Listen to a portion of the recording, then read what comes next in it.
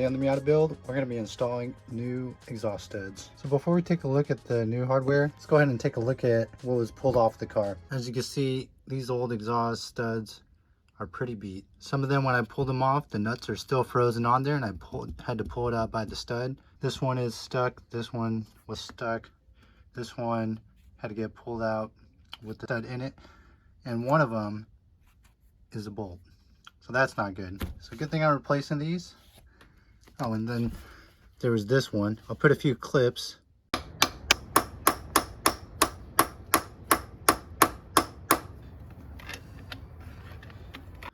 But we had to beat this thing so that it would finally come loose. But it actually didn't come all the way off. The whole stud still came with it. But yeah, these things were a pain to get off. And if you got super rusty old exhaust hardware, definitely think about changing it.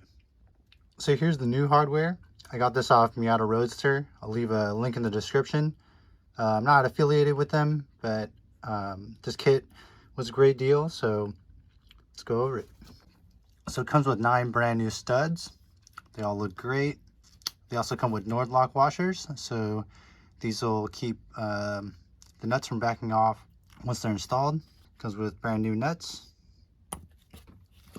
It also comes with M10 by 1.25 thread tap.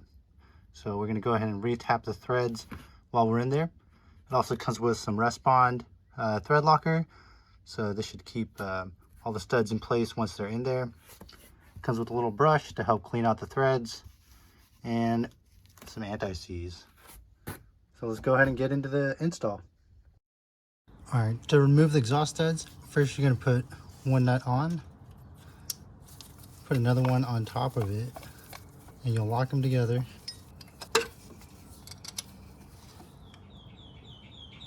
You put your wrench on the inside one,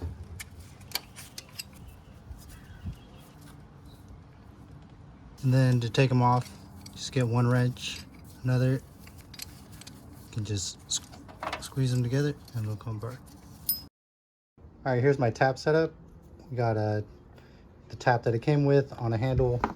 Got this from Home Depot. It's a Husky one. It ratchets back and forth. I got some rapid tap. It's cutting fluid, so this should help with keeping the tap lubricated while it's cutting. And then a wire brush just to clean off any shavings after I'm done.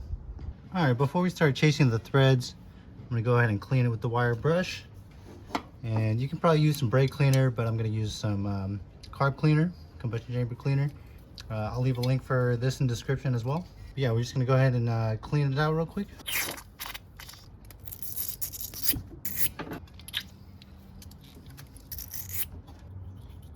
All right, I'm gonna start with getting a little cutting fluid on the tap, just right on the tips. Then we're gonna go ahead and get it started by hand.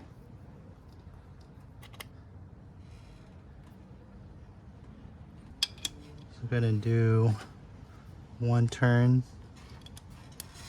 then we'll go ahead and go back half a turn, then we'll go full turn, back a half a turn, and I'll just keep repeating this until I'm all the way bottomed out. All right, so here's a look at the cutting fluid. Don't really cut too much, we're just chasing the threads. So I went halfway in, took it out. I'm gonna clean it out again and then start tapping again. All right, so I tapped it about halfway and I cleaned off the tap itself. Now I'm just gonna go ahead and clean up the threads again, and then I'm gonna go all the way in on the next round.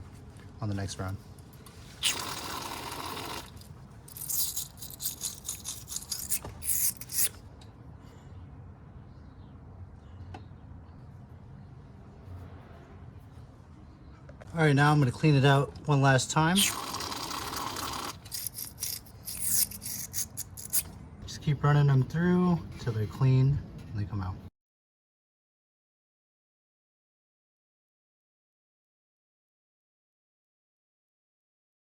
All right, we got some of the thread lock on there.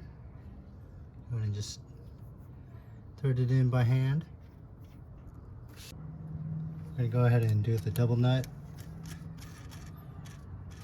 Tighten them together, and I'm going to go ahead and torque it There wasn't any torque recommendations, but I'm just going to go with about 30 foot-pounds.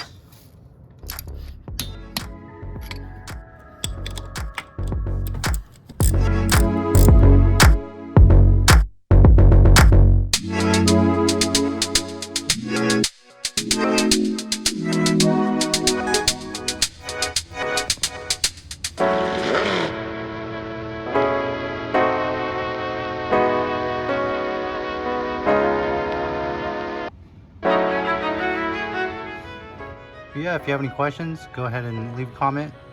If you enjoyed the video, go ahead and give it a like if you found it helpful. And if you want to keep following the build, go ahead and sub.